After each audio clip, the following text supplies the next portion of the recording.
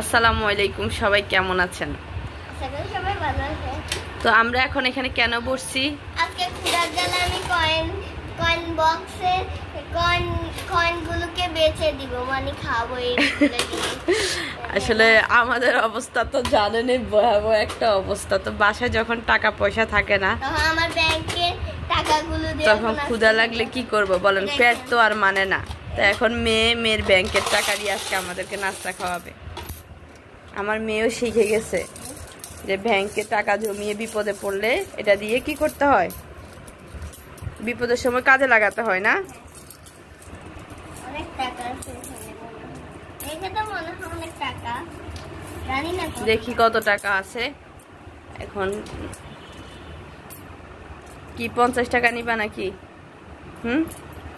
কত নিবা মেয়ের থেকে? 50 টাকা না, আছে কত? 200-250 টাকা হবে। এখন কি খাবা নাস্তা? সেটা খেতে হলে অনেক টাকা লাগবে। পরে আবু তোমাদেরকে খাওয়াবো, এখন আপাতত আমরা আলহামদুলিল্লাহ, ঠিক আছে? তোমার এখানে এত টাকা হবে। আচ্ছা, ওই চিকেন আর রুটি লাগবে না? ওই যে পাশে দোকান একটা আছে যে চিকেন আর ওই 120 টাকা না কত টাকা, যে ওইটা আনিয়ে দাও। ওই চিকেন, ওই নান টান পরে ওই যে ওখানে যে পরোটা চিকেন না 120 টাকা না কত? কোথায় পরোটা চিকেন? আমি সেটার কথাই তো বলছি। তো সেটা তো বেশি না, 120 টাকা না কত না? 120 টাকা হচ্ছে চিকেন, পরোটা 3টা আনলে 30 টাকা, 150 টাকা। ওইটা ইচ্ছে করে। আচ্ছা, ব্যাংকের মালিকের ইচ্ছা করে তো ব্যাংকের মালিকের টাকা দিয়ে ব্যাংকের মালিকের ইচ্ছা মতো খাবার আনা হোক। হ্যাঁ,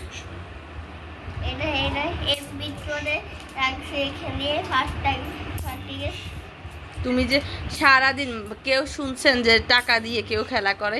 সে ব্যাংকের টাকা দিয়ে খেলা করবে, চামচ দিয়ে রান্না করবে টাকাকে, মানে যত উদ্ভট খেলা হচ্ছে তার ভিতরে। তার বাবা চাচ্ছে না তার টাকাগুলা ভাঙতে, খুব কষ্ট পাচ্ছে। এখন মেয়ে বলতেছে কি বলতেছ? গরিব মানুষ হলে তোমার আব্বু আসলে চায় না, তোমার মধ্যবিত্ত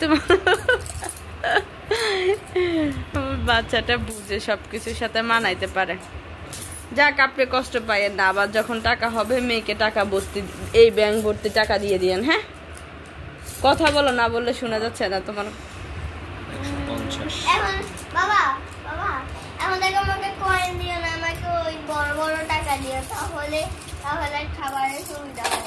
খাবারের সুবিধা। আর আজকে একটা ঘটনা ঘটছে, দাঁড়ান আপনাদেরকে দেখাই। একটা ঘটনা ঘটছে, কি বলো তো? কেক কাটছে, বলো।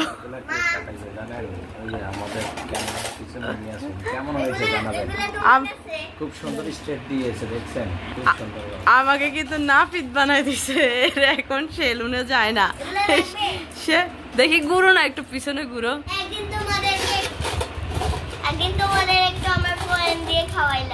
আলহামদুলিল্লাহ, মেয়ের টাকা, মেয়ের উপার্জনের টাকা না খেতে পারলে কি, মেয়ের জমানো টাকা তো খেতে পারছি না।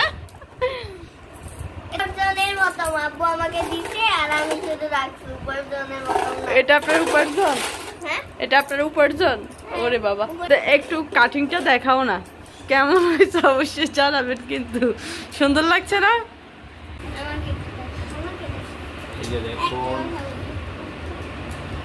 আমার সেলুন এখন হচ্ছে আমার বাসায়, ঠিক আছে? এই যে আমার সেলুনে কেমন হয়েছে কাটিং আপনারা বলবেন। এই যে দেখছেন কি স্ট্রেট দিয়েছে, দেখছেন কি কাটিং দিয়েছে, এই যে দেখেন, এই যে দেখছেন, অনেক সুন্দর হয়েছে, তাই না?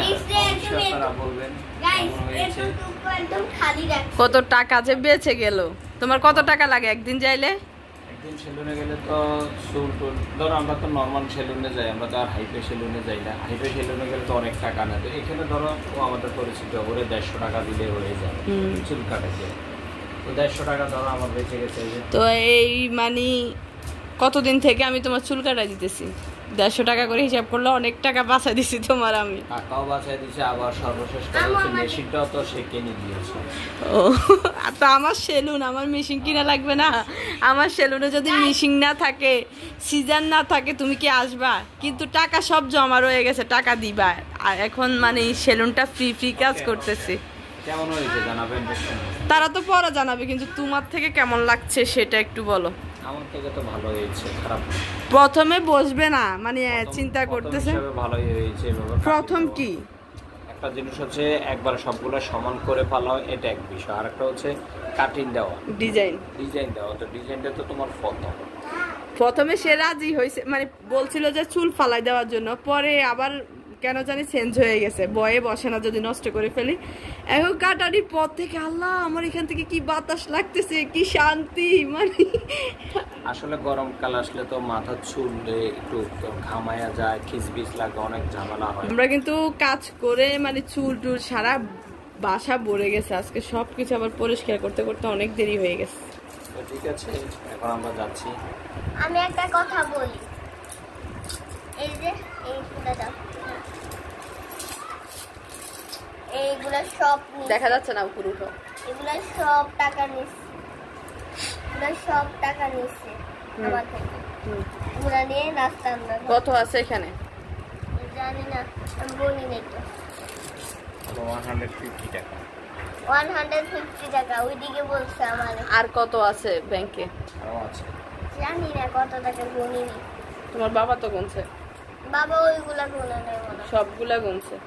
ওইগুলা কত? আচ্ছা আছে, সেগুলো থাক। নাও। আচ্ছা যাও, তো এদিকে আসো, চুল আশ্রয় দিই, তারপর তোমরা যাই নাস্তা নিয়ে আসো। না এভাবে যেও না, গরম পড়ে এখন। কি হলো, বাইরে থেকে আসছেন? এই নাস্তা। এই যে তোমাদের নাস্তা নিয়ে এসেছি, পরোটা আর হচ্ছে চিকেন। এই এই এই এই চিকেন দেখেন কি করে। এই চিকেন খাওয়ার জন্য তার ব্যাংকের টাকা ভেঙে ফেললো। টাকা ব্যাংক আছে কিন্তু টাকা নেই। আচ্ছা যাক, আসলে এমন দিন কখনো দেখতে হবে, কল্পনা করছো?